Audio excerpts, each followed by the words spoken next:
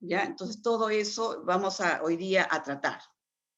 Vamos a hablar de todo lo que es, a ver, lo que es, un ratito, a ver, la vía sublingual, la vía oral, la vía tópica, la transdérmica, vamos a hablar sobre la intranasal, la oftálmica, es decir, todas las vías que ustedes van a tener que aprender cómo aplicar un colirio, oftálmicas, también vamos a hacer lo que es la vía vaginal, la vía rectal, ¿ya? Todo lo que son vías de administración no parenteral lo vamos a tratar el día de hoy. Yo ya colgué en la plataforma la información en las separatas y las diapositivas. Todo está ahí en la plataforma, jovencitas, ¿ya? Entonces, jovencitas y jovencitos, todo está en la plataforma. Así que, eh, vamos a, ustedes, después de que termine yo mi clase, van a entrar ustedes y van a poder resolver sus tareitas y estudiar a conciencia, ¿ya? Porque también para el día miércoles les voy a tomar una evaluación escrita. ¿Ya, chicos? Es de todo lo que tratamos. No es nada de otro mundo, lógicamente. Bien, empezamos. Hoy día vamos a hablar acerca de lo que es la vía de administración no parenteral. ¿Ya? Porque a partir de la próxima semana empezamos con la vía parenteral. Es más, para su información, en la plataforma está colgado también el sílabus, o sea, todas las actividades que siguen de nuestros estudios, todito. Ustedes pueden entrar a su sílabus y ahí ven, a ver qué me toca la siguiente semana, qué me toca. Ahí está todo. Y ustedes pueden ir investigando, ir estudiando, aprendiendo más. Tienen que poner mucho de su parte, jovencitos, porque si no vamos a estar en problemas. ¿Ya? Así que, a estudiar. Compartimos pantalla.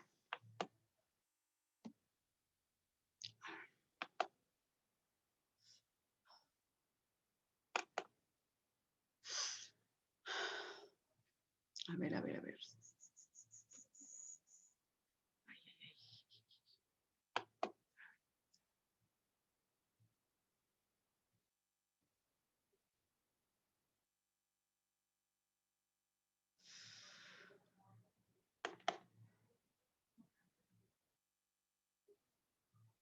Ahí está. Bien. Ahí está. Un ratito voy a sacar esto, si no me tapa las letras. Bien. Ahí está. Los medicamentos. Asistencia a la administración de nuestros medicamentos. La vía de administración no parenteral. Ahí vamos a hablar oral, sublingual, tópica, dérmica, óptica, oftálmica, vaginal, rectal, etcétera, etcétera, etcétera, etcétera. ¿Ya? Entonces empezamos. Bien, ahí ustedes están viendo una imagen muy clara, así quiero que ustedes tomen las fotitos como de su lavado de manos, todo eso. ¿Por qué? Porque siempre la bioseguridad tenemos que nosotros aplicarla en la administración de los medicamentos. Así sea para administrar una pastillita, para poner unas gotitas, siempre hay que lavarse las manos. Las medidas de bioseguridad. El día de hoy, para empezar, vamos a hablar de la vía oral, ¿ya? La vía oral. Bien, entonces empezamos.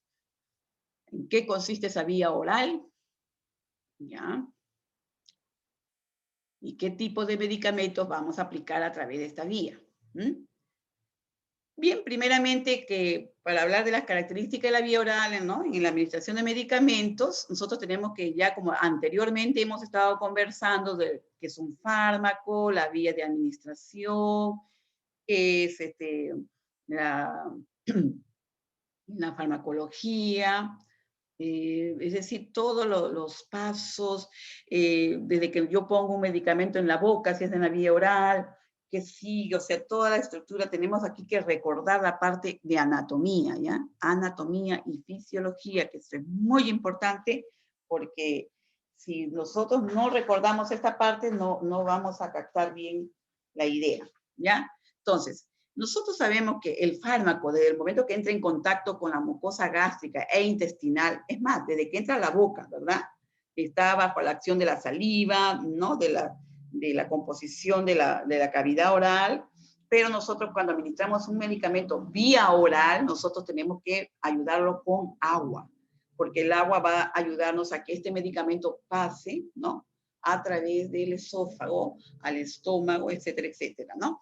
A todo lo que es el tracto digestivo, ¿no? Y la absorción se da a través de la mucosa gástrica y esta se difunde o se produce por difusión simple, ¿no? Absorción, ¿no?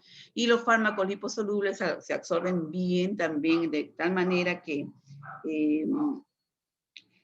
se absorben muy bien en el estómago. Bien, aquí vamos a ver, por ejemplo, aquí las características de la mucosa intestinal, así lo vamos a ver.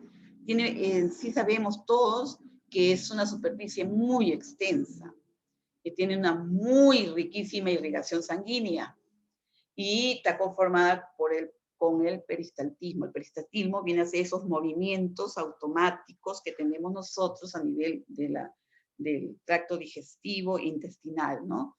Entonces, son movimientos, ¿no? Entonces, y el pH más cercano a la neutralidad que el estómago. Aquí, por ejemplo, todo esto hace que los fármacos se absorban por difusión pasiva muy bien en este medio y es por ello una de las principales vías de absorción.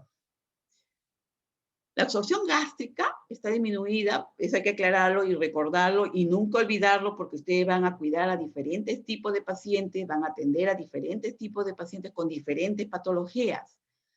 Recordemos que la absorción gástrica está disminuida o se encuentra disminuida en pacientes que hayan sufrido una gastrectomía. ¿Qué es una gastrectomía? La gastrectomía viene a ser una cirugía a nivel del estómago. ¿Ya? A veces puede haber sido por un cáncer, algún problema que haya tenido el paciente serio. Lógicamente han tenido que sacar una porción del estómago y lógicamente el paciente va a tener menor absorción gástrica. ¿Mm? Entonces, eso hay que recordarlo. El tiempo de contacto con la mucosa es muy importante y esto está relacionado con el tiempo de paso por el estómago, o sea, del medicamento o del fármaco, del tiempo que este pasa hacia el estómago, ¿no? ¿Cuánto tiempo está en el estómago?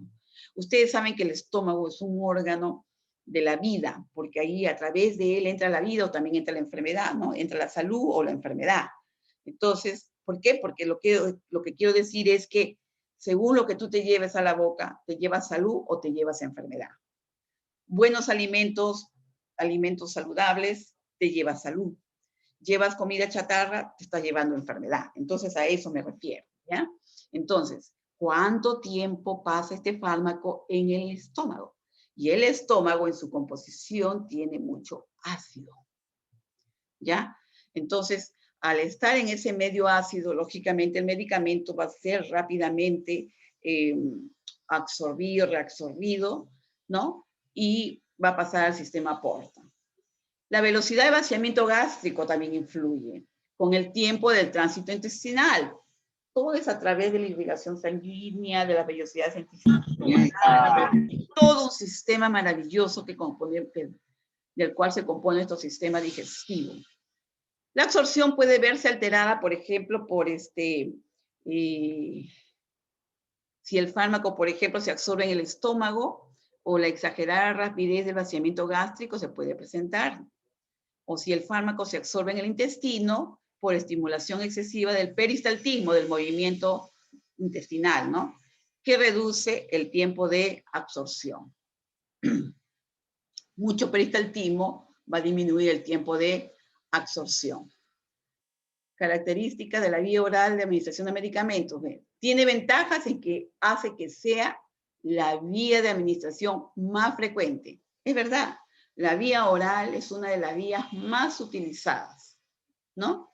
Es fácilmente autoadministrable, no necesita de la participación de personal especializado. Es lógico, cuando nosotros vamos a un médico y el médico te dice, señora, tome este medicamento, cada 6 horas, bueno, tratándose de un niño y tú eres la mamá, lógicamente que tú eres la mamá, eres la responsable de administrar este medicamento a tu niño pequeño. Entonces tú te encargas de esto. Pero si ya tú eres grande, como lo eres ahora, y el médico dice, señorita, tome esta penicilina o esta ampicilina cada 6 horas. Tiene que ser 2 gramos al día, o sea, 500 cada 6 horas, 500 miligramos. 500 miligramos a las 6 de la mañana, 500 a las 12 del día, 6 de la tarde y 12 de la noche. Se cumplieron los 2 gramos de ampicilina que el doctor te está diciendo, ¿ya? Entonces tú, ya sabes que esa es la forma como tú vas a administrarte tu medicamento en el caso que sea tuyo personal el tratamiento. Pero si tú eres la profesional, siempre tienes siempre tener presente los correctos que ya hemos conversado anteriormente, ¿no? Aquí, cuando se trata de la vía oral, no requiere de esterilidad, es decir, de que este medicamento no sea estéril, no requiere que sea totalmente estéril, pero eso sí requiere de que tú te laves las manos muy bien, tu lavadita de manos, muy bien, que apliques tu bioseguridad antes de brindar este medicamento o de tomar este medicamento. Ahora, si se consume demasiado fármaco, ¿no? Para evitar la muerte del individuo, en el caso, por ejemplo, de atentados contra la propia vida, a veces hay pacientes, personas que intentan suicidarse porque están pasando por momentos depresivos, etcétera, etcétera. Entonces hay que inducir el vómito, ¿ya? Y se puede efectuar un lavado gástrico, eso ya se hace en el hospital, ¿no? Entonces recuerden siempre eso, ¿ya?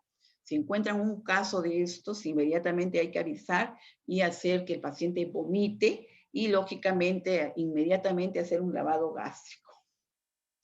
Bien, ahora, por ejemplo, también así como tiene sus ventajas, también tiene sus inconvenientes.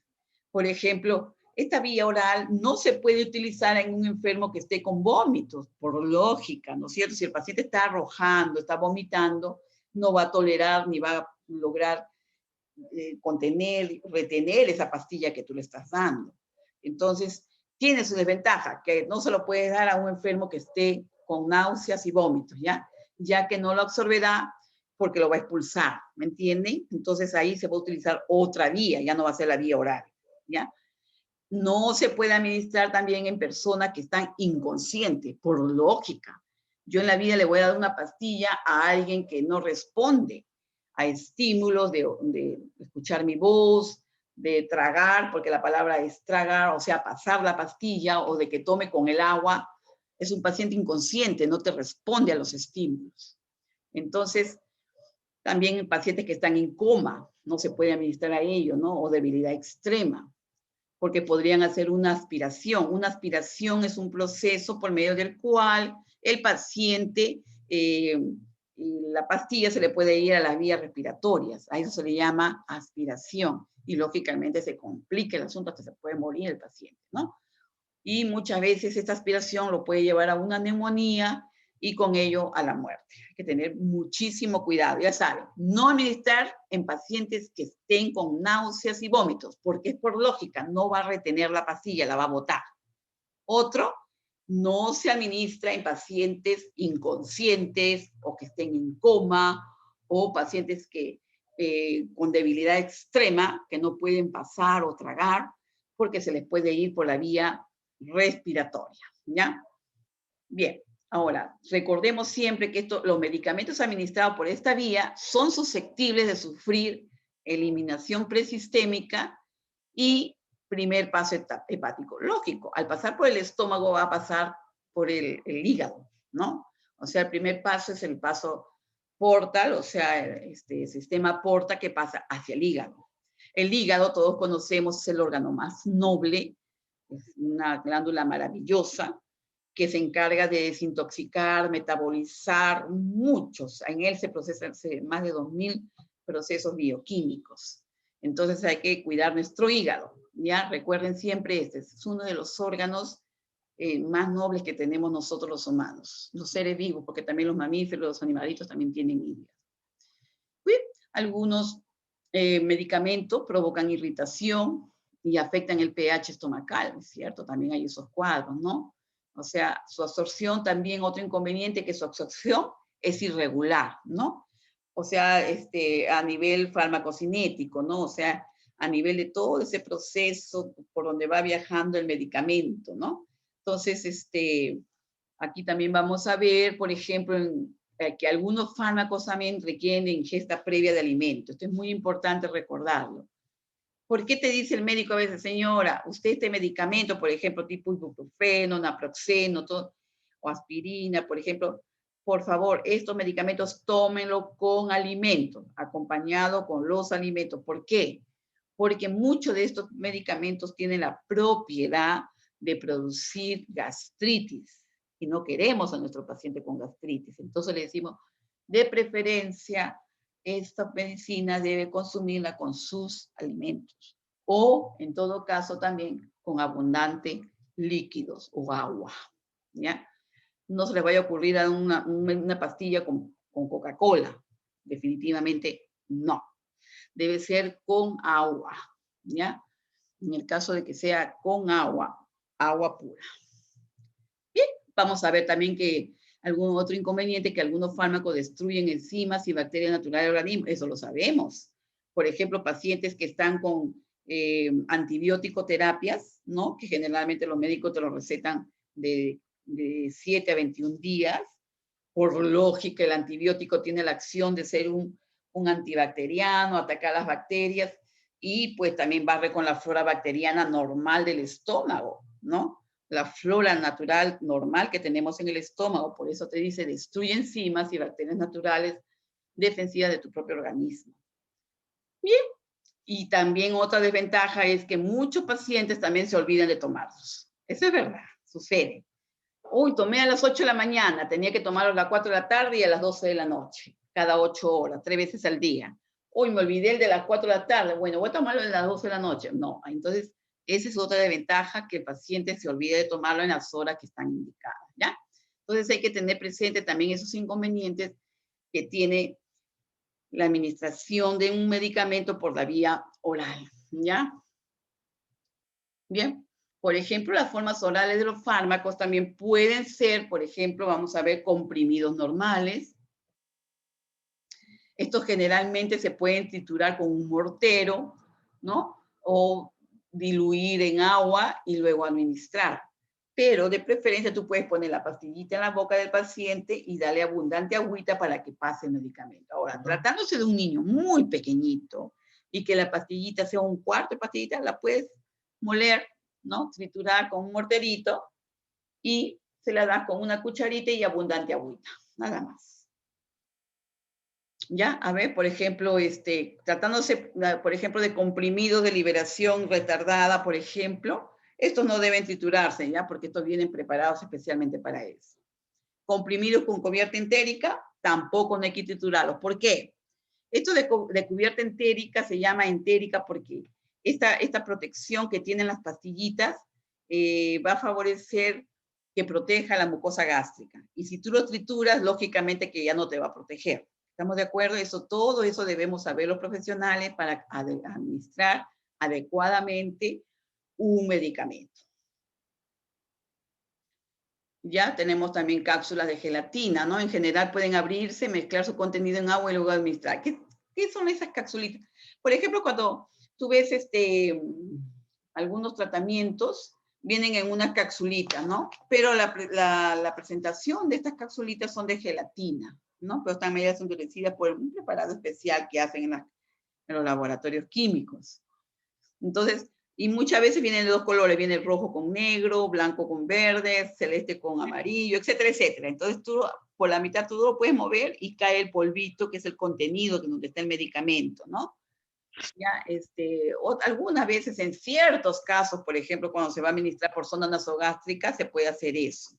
Pero si el paciente puede tomarlo por la vía oral, no hay problema, hay que administrarlo, ok, ¿ya? Solo cuando es por sonda nasogástrica que puede sacarlo del contenido, ¿no? ¿Por qué? Porque esa protección de gelatina se reabsorbe a nivel del estómago y se presenta la liberación del principio activo del medicamento. A ver, vamos a ver en jarabes y soluciones, por ejemplo. En general, es la mejor forma de administración por sonda nasogástrica. Eso favorece muy rápidamente la administración, ¿no? Por lo fácil que es tomar las medidas, ¿no? Y todos estos medicamentos de la vía oral llegan a la vena cava superior, al primer paso hepático, o sea, a través del estómago, vamos a pasarlo, y luego, lógicamente, a través del sistema porta, ¿no? Al hígado y a la sangre, y realmente hay unas células especializadas, ¿no? Las células diana que habíamos hablado, estas ayudan a que las dianas terapéuticas lleguen realmente el medicamento, el componente químico, a donde se le necesita. Aquí tenemos otra vía que es muy interesante, la vía sublingual. Ustedes habrán escuchado de repente a su abuelita, a su mamá, el medicamento, el doctor le indicó, no, este medicamento es un antihipertensivo, solo debe ser administrado por la vía sublingual. Así le dan la indicación, ¿ya? Entonces nosotros para entender qué es esta vía, ustedes miren, ahora agarren un espejito, levanten su lengüita hacia arriba, lógicamente, y miren la parte de la base del maxilar inferior, ¿no? Entonces ustedes van a ver la base de su maxilar, es una gran cantidad de irrigación sanguínea. Ustedes van a observar ahí muchísimos vasos sanguíneos, es ricamente irrigado. Eso es lo que ustedes van a observar, ¿no? Entonces, cuando te dice la administración sublingual, ahí coloca la pastillita, debajo de la lengua, ¿no? Entonces, esto de aquí, este medicamento va a llevar a través de la vena cava superior al corazón, directamente a la sangre, y ahí es donde se necesita, ¿no? Y aquí se va a evitar el primer paso, que es el primer paso hepático, lógicamente, porque no lo estás poniéndolo a través de la vía digestiva, ¿ya? Esta es la sublingual. Aquí esta se da a través de las membranas biológicas de la cavidad oral, ¿ya? De la zona sublingual, debajo de la lengua. Se distribuye en el organismo, y aquí hay dos factores determinantes en la capacidad del fármaco, que vamos a ver que para alcanzar la diana biológica con la cual van a interaccionar para producir un efecto biológico determinado. También dentro de estas vías sistémicas para administrar fármacos analgésicos, la vía sublingual es una vía muy ideal, ¿no? Porque es muy vascularizada, ¿ya? Y es una vía de elección para el alivio del dolor, ¿no? En pacientes crónicos. ¿En qué casos, por ejemplo? Ahí está. Para esos pacientes con dolores crónicos, por ejemplo, los pacientes cardíacos, ¿ya? Esos pacientes que tienen problemas de angina pectoris, ¿no? O angina de pecho. En esos casos, cuando ya les empieza el dolorcito, se le coloca la nitroglicerina, que es un medicamento, debajo de la lengua, y el paciente a los segundos va a sentirse aliviado. ¿Ya? ¿Por qué? Porque esos medicamentos producen una vasodilatación a nivel de la vena cava superior y llega derecho al corazón. Y lógicamente va a producir su efecto deseado, ¿no? Que es pasar el dolor, calmar el dolor en el paciente.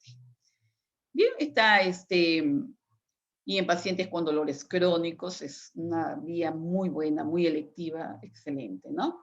Esta absorción se lleva a través de la mucosa sublingual, como lo están viendo en la imagen. Miren, la imagen nos dice, por ejemplo, acá, debajo de la lengua, ¿ven? Debajo de la lengua se coloca el medicamento, ¿no? ¿Por qué? Porque la zona sublingual es muy vascularizada, es muy rica en irrigación sanguínea, en vasos sanguíneos, ¿no? De epitelio pluricelular, ¿no? Y tiene un pH en torno a la neutralidad que favorece muchísimo.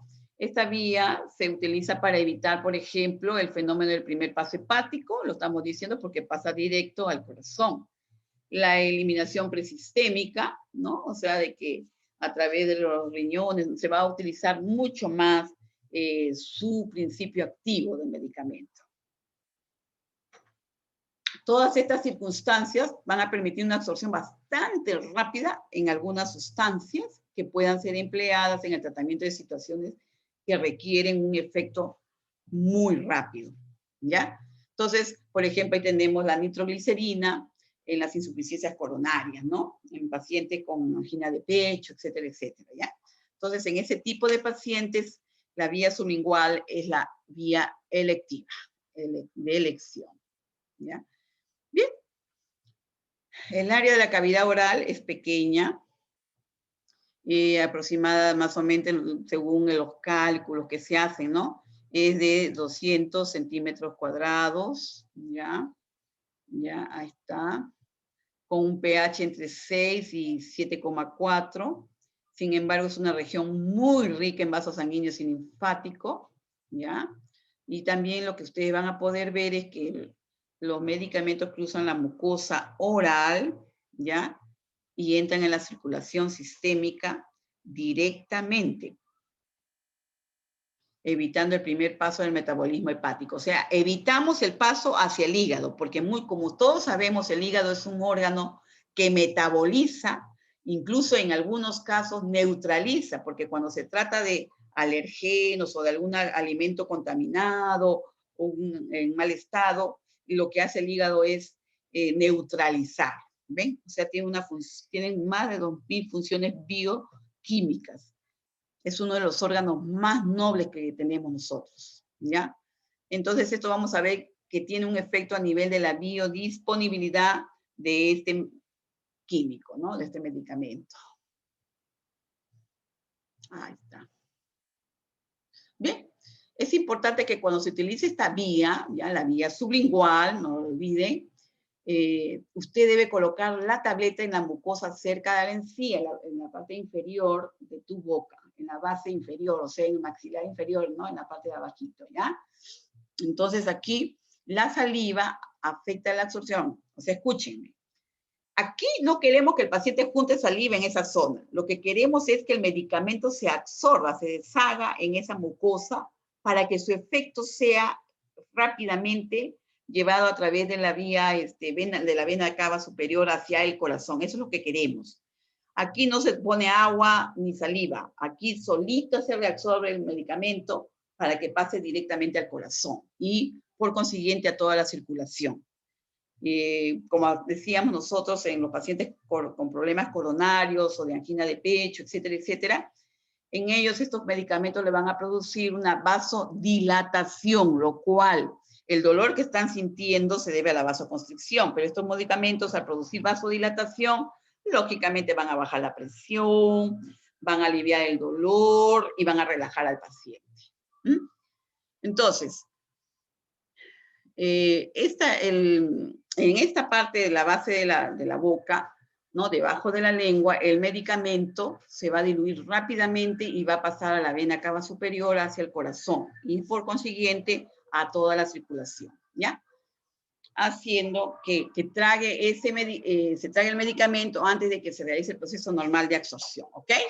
O sea, aquí ya no va a haber interrupciones de nada, va a ser directo. ¿Por qué? Porque estamos evitando el primer paso hepático, ¿no? O sea, el paso hacia el hígado, porque se pierde la concentración del medicamento. En cambio, de esta forma, por la vía sublingual, llega la concentración que realmente es y que queremos para la mejora del paciente.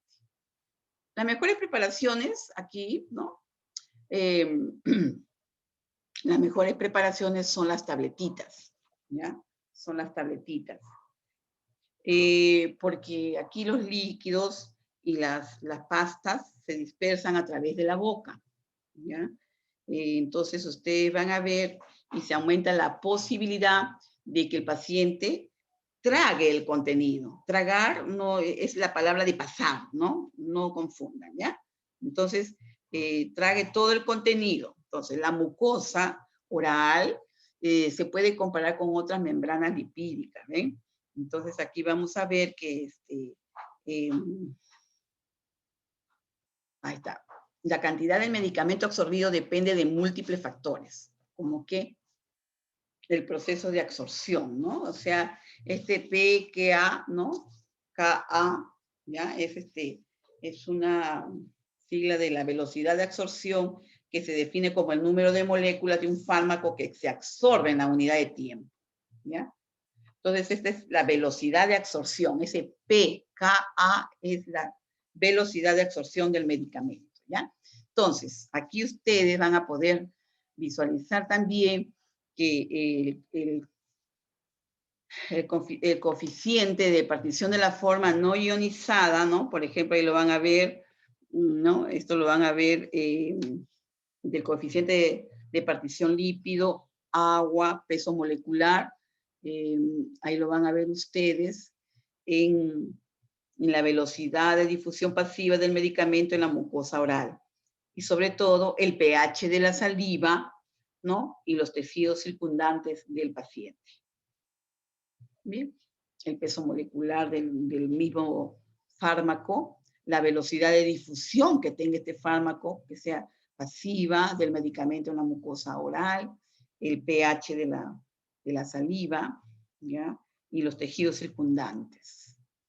Aquí vamos a ver, el medicamento se aplica. ¿Cómo lo aplicas tú en la vía sublingual? Primeramente tienes que lavarte tus manitos, ¿ya? Lavarte muy bien tus manitos y lo llevas a la unidad del paciente, ¿ya? Se separa el medicamento, paciente correcto, ¿no? Medicamento correcto, dosis correcta, la hora correcta, la vía de administración correcta, en este caso es la vía sublingual. Te lavas tus manitos, tu bioseguridad en la administración de medicamentos, no lo olviden. Se aplica colocándolo debajo de la lengua del paciente hacia su disolución, o sea que se reabsorba. Se reabsorbe rápidamente, ya que esta zona está muy vascularizada, como repetimos nuevamente, y es por ello que se emplea a menudo en situaciones de crisis cardíacas e hipertensivas, ¿no? Por ejemplo, en pacientes hipertensos, o sea, pacientes que tienen problemas cardíacos, en ellos también se les coloca el nifedipino, que son medicamentos especializados antihipertensivos, que se colocan por la vía sublingual, para que inmediatamente tú vas a ir viendo el efecto como va bajando la presión del paciente. ¿Ya? Bien, ahora también hay recomendaciones que debemos tener presente en la administración, ¿no? Primeramente, no fumar. ¿Por qué? Todos sabemos que el cigarro, ¿no? El cigarrillo, tiene un componente adictivo, que es la nicotina. ¿Qué es la nicotina? La nicotina es un componente que produce vasoconstricción a nivel de los vasos sanguíneos. Entonces, si lo que yo quiero es que el paciente se produzca una vasodilatación a nivel de la vía sublingual para que llegue directo al corazón, entonces, si el paciente fuma, vamos a hacer todo lo contrario y no le va a favorecer la vía, ¿entendieron? Entonces, prohibido que el paciente fume, porque si no va a cumplir la función contraria a la que queremos nosotros. No fumar. Otro punto importante, no beber líquidos, porque esta vía sublingual, como ya lo hemos explicado, la misma humedad de esta cavidad oral va a ayudar a que se reabsorba el medicamento en esta zona tan ricamente irrigada y llegue a donde la necesitamos. En este caso es al corazón, ¿ya? Otro punto importante también es valorar la posible irritación de la mucosa. Ciertos casos, hay que ver eso bien, porque hay ciertos casos, ¿no? Y mantenerlo el tiempo necesario, ya escúchenme, mientras se va absorbiendo este medicamento debajo de la lengua, tienes que mantenerlo el mayor tiempo necesario, ya no tragarlo ni masticarlo, sino ya no sería la vía que queremos. ¿Estamos de acuerdo? Tiene que reabsorberse en la vía sublingual, debajo de la lengua. No masticarlo, no tragarlo. Bien. ¿Qué fármacos se utilizan para la vía sublingual, ¿no? Ahí vamos a ver, por ejemplo, la adenosina trifosfato, que viene a ser un cardiotónico, ¿no? O sea, para los pacientes que tienen problemas taquicardias supraventriculares, estas son taquicardias muy peligrosas, ¿ya? La buprenorfina, para el dolor, ¿no? Los dolores coronarios, los dolores a nivel de corazón. La nitroglicerina para problemas de las coronariopatías, o sea, enfermedades a las coronarias, ¿no? La nicotina, aquí ve, por ejemplo, en el caso del tabaquismo, ¿no? Bien. Ahí, por ejemplo, hay ciertos fármacos que le indican a estos pacientes, ¿no? Tratamientos por la vía sublingual. ¿Cuáles son los que, por ejemplo, podemos nosotros, estos han demostrado su eficacia al cabo de un año? La vía sublingual es en la inmunoterapia específica. Por ejemplo, también vemos para el tratamiento del déficit de densidad ósea, ¿no? En el caso de nosotras las mujeres que nos descalcificamos mucho, de la pelvis y de la columna vertebral, lo que llamamos pues la osteoporosis, ¿no? Aquí esta vía es una alternativa efectiva y segura para también para la vía subcutánea, ¿no? A ver. La buprenorfina. Aquí usamos las vías subcutáneas y sublinguales. Son igualmente seguras y eficaces, ¿ya? Siendo la sublingual de más fácil aplicación, ¿ves? Porque llega más rápido, como lo hemos explicado, ¿verdad? Bien, ahora, ¿cómo podemos administrar los medicamentos sublinguales, no? Por ejemplo, al administrar los medicamentos en una posición sentada. Esto es muy importante, ¿ya? El paciente que tome estos medicamentos debe estar sentado, ¿no? De preferencia. No permita que se acueste ni intente administrarme cuando la persona esté inconsciente. Ya hemos hablado de eso, ¿ya? Para evitar las aspiraciones o de que se vaya a la vía respiratoria, ¿no? No comas ni bebas durante la administración del medicamento. Enjuague su boca con agua. Es importante no comer ni beber cuando el medicamento se administra por la vía sublingual. Ya lo hemos explicado, esos puntos. Porque esto aumenta el riesgo de que la medicación se ingiera, lo que hará que sea menos eficaz. ¿Ya? Eso tengámoslo presente. Dejar de fumar por cuanto de la administración, sobre todo en lo posible. Mejor dejar de fumar porque no es nada saludable. Y ahora aquí en el caso de los pacientes que tienen este problema de fumar, no fumes por lo menos 1 hora antes de tomar la medicación, ¿ya? Por la vía sublingual. El humo del cigarrillo constriñe los vasos sanguíneos, produciendo la vasoconstricción y las membranas mucosas de la boca, lo que reducirá el nivel de absorción de la medicación por vía sublingual. ¿Está claro? Bien, vamos también a tener otro punto D, que por ejemplo, que tomes el medicamento sublingual después de otros alimentos orales. Esto completa la administración de cualquier medicamento por vía antes de administrar otros por vía sublingual. O sea, si tú tienes una indicación de medicamentos por la vía oral, dale primero su medicamento de la vía oral, que descanse un rato y luego procedes a colocar la vía sublingual, ¿ya? Para que no haya problema en la absorción de estos medicamentos. Bien. Luego tú tienes que posicionar la pastilla correctamente, ¿no? En la boca del paciente, que eleve la lengua y a continuación colocas tu medicamento debajo de la lengua, donde se coloca este producto, no importa, siempre y cuando la tableta esté completamente debajo de la lengua, ¿ya? Para que se disuelva. Y sobre todo, que debes mantenerla en su lugar. Mantener este medicamento, ¿ya? Debajo de la lengua por lo menos 10 minutitos. Recuerden, 10 minutitos. Evitar abrir la boca, comer, hablar o moverte, o estar de pie, etcétera, etcétera, etcétera, ¿ya? Mueve la pastilla solo si es necesario. Algunos medicamentos como la nitroglicerina pueden causar una sensación de calor u hormigueo en la boca cuando se disuelven. Cambia la pastilla en una posición diferente y si es necesario evitar la molestia, asegúrate que la pastilla se quede completamente debajo de la lengua para que se disuelva adecuadamente. Y como punto H, espera un rato, ¿no? Unos minutos después de disolver el medicamento sublingual antes de beber o enjuagarte la boca, ¿ya? Muy bien, esto va a asegurar que el medicamento se haya absorbido adecuadamente. Bien. Vamos a ver otra vía. Ahí están viendo ustedes un ungüento, una pomada, ¿no? Esta es la vía tópica. ¿Quién en algún momento no se ha golpeado o ha tenido una heridita y has tenido que lavar la heridita con agüita y jabón, secar bien con tus gasitas estériles, luego colocar una cremita antibiótica como protección, etcétera, etcétera, etcétera, ¿no? O de repente si ha sido un golpe muy fuerte en el cual hay la formación de un hematoma, con la colocación de un tipo antitrombótico, tipo Iduroid, ¿no? Consiste en aplicación directa de medicamentos sobre la piel y mucosa u orificios naturales, ¿ya? Aquí, por ejemplo, el objetivo de esta vía es obtener el efecto local en el sitio de la aplicación. Ya, por eso yo les decía, si es un golpe en el cual te ha formado un hematoma, este producto que están viendo aquí ustedes, miren, ahí está, ¿ven? Es un excelente, ¿no? Antitrombótico y ayuda a reabsorber los coágulos o lo que se puede haber formado ahí en el trombo, ¿no? Bien, en forma tópica, ¿ya? Por ejemplo, consideramos a la analgesia por vía tópica. Excelente. Bien, a la modalidad analgésica conseguida tras la aplicación directa de los analgésicos a través de cremitas, lociones, geles, aerosoles o parches que se colocan en la piel mucosa, ¿no?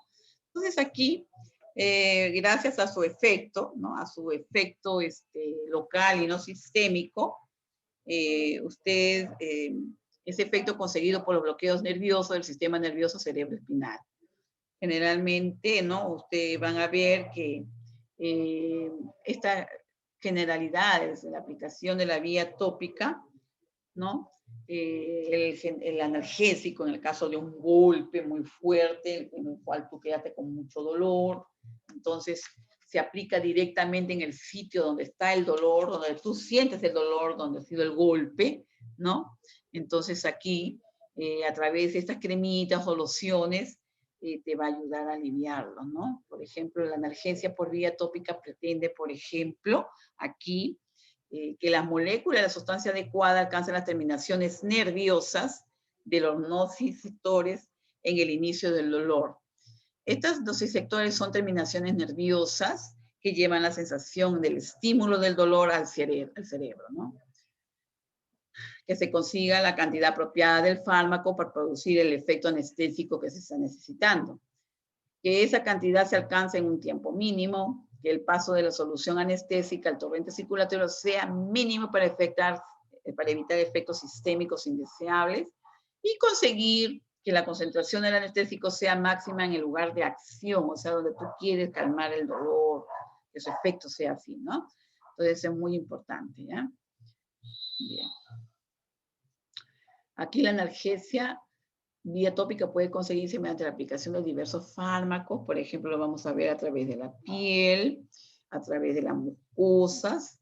Estos fármacos analgésicos por vía tópica varían según, por ejemplo, realicemos una analgesia tópica a través de la misma piel o a través de las mucosas. Y lógicamente van a tener sus ventajas y desventajas, porque en sí no vamos a encontrar en la vida todavía por ahora un medicamento que sea realmente uno que tenga muchas ventajas y que no tenga desventajas. Todos tienen, ¿no? Ventajas y desventajas. Bien, las ventajas, por ejemplo, que permite la aplicación en el sitio afectados. Y la desventaja es que muchas veces resulta incómoda o poco estética para el paciente. Depende. Pueden aplicarse altas concentraciones del medicamento en la lesión y no siempre se alcanzan las concentraciones requeridas en las capas profundas de la piel. Es una técnica sencilla que permite la autoadministración del preparado, la farmacéutica, ausencia de interacciones farmacológicas. Se precisa la utilización concomitante de otra vía para obtener un efecto sistémico. Aquí, evitar el desarrollo de la tolerancia. Pueden aparecer otros efectos indeseables por absorción cutánea, especialmente si la superficie tratada es extensa o si la piel está,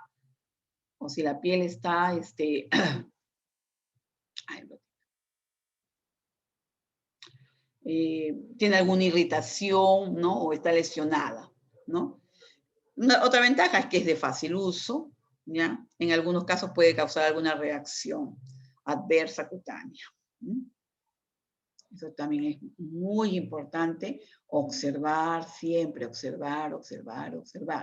Hay otra vía también muy interesante que es la vía transdérmica, ¿ya? La vía transdérmica también tiene sus características propias, ¿no? En su administración.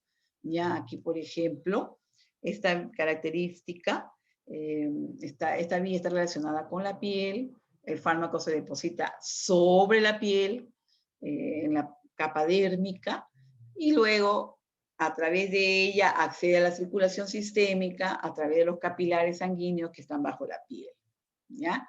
Ahora, estas sustancias se emplean, buscan un efecto analgésico producido a distancia mediante un sistema de membrana controladora. Si el efecto que buscamos es producir un efecto analgésico en el sitio de aplicación, es interesante redirigir nuestra atención a la analgesia de vía tópica. Bien, vamos a ver que las cremas, pomadas, liposolubles se administran por esta vía. Es de muy fácil administración y no es complicado. Estas se absorben de forma más rápida, ¿no? Los fármacos liposolubles que los hidrosolubles, ¿ya? Entonces, a eso debemos. Esta vía no presenta nada que ver con el primer paso hepático. Solamente es a nivel de la piel, zona transdérmica. Bien, vamos a ver, por ejemplo, que la queratina epidérmica se comporta como si fuera cualquier membrana celular, por lo que solamente atraviesan aquí en la que se atraviesa sustancias con alto grado de lipofilia, o sea, de grasas. ¿Ya?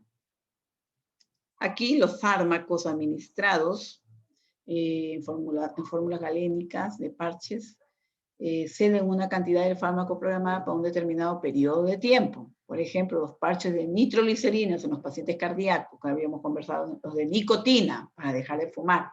Por ejemplo, mire, hay pacientes que son fumadores y son, como le digo, la nicotina es adictiva, el paciente no puede estar sin la nicotina, entonces existen unos parches que tienen este componente de la nicotina que lo ponen a través de la piel. Entonces el paciente ya no va a tener esa necesidad desesperante de fumar, lo va a mantener tranquilo, ¿ya? O también hay otros parches hormonales, ¿no? De hormonas sexuales para terapia hormonal sustitutiva, en el caso de pacientes con menopausia, ¿ya? De todo hay, chicos, es una maravilla. Ahora, estos se adhieren a la piel y el fármaco se va absorbiendo de manera constante a través de la misma, ¿no? Y por el momento no hay mucho fármaco, la verdad que hay determinados ciertos medicamentos a través de esta vía que se puede administrar, ¿no? Por esta vía. Tenemos la nitroglicerina, la escopolamina, la nicotina y hormonas, ¿no? Hormonas sexuales, en el caso, como les decía, de las mujeres menopáusicas. Y también vamos a ver que dentro de las vías sistémicas para administrar fármacos analgésicos, vamos a ver que la vía transdérmica, o sea, a través de la piel, es en la actualidad una vía de elección para el alivio del dolor crónico. Recordemos eso, ¿ya? Porque también hay analgésicos que se aplican a través de esta vía transdérmica. Esta también puede ser preferible a la vía oral, ¿no? En el contexto de una mala absorción del tracto gastrointestinal, o sea, pacientes que tienen algún problema a nivel del tracto gastrointestinal o problema de disfagias, ¿no? O sea, al momento de digerir, algún momento, por ejemplo, de tragar, por ejemplo, ¿no? Por pacientes neurológicos, por ejemplo, que pierden ese reflejo natural, ¿no? O pacientes que están con problemas de estreñimiento, ¿no? También en ellos también puede permitirse esto. Ahí vamos a ver, por ejemplo, las ventajas asociadas, ¿no? Ahí vemos, una de ellas es la rápida absorción, miren, sistémica. Si la sustancia es válida, es parecida a la vía intravenosa y sin variabilidad interindividual. ¿Ven? Evita el primer paso hepático, evita la fluctuación de las concentraciones plasmáticas a través de la piel, su duración prolongada, es indolora, aumenta el cumplimiento del tratamiento, mejora el resultado de analgesia, ¿no? Entonces, todo esto, ustedes lo van a ver, la duración de los parches permite una liberación continua, ¿no? Tratándose de analgesia o de hormonas o de lo que sea, ¿no? Entonces, similar a una perfusión endovenosa, y aquí los niveles, vamos a ver, plasmáticos se mantienen constantes, ¿ya? O sea, excelente, porque eso es lo que queremos, ¿no? Sin la aparición de pico, de que sube o baja. Entonces, esa es la ventaja. Ahora vamos a ver los inconvenientes o desventajas, ¿no? Por ejemplo, los fármacos necesitan tener características adecuadas para ser incorporados a los sistemas transdérmicos, ¿no? A través de esta vía. Variabilidad de la absorción, ¿no? Aquí vamos a ver que en la administración de estos fármacos, anestésicos locales, a través de la vía cutánea, proporcionan una absorción deficiente debido a la presencia de extracto córneo. A veces hay ese problema cuando la piel del paciente también es muy, muy endurecida, muy gruesa, ¿no?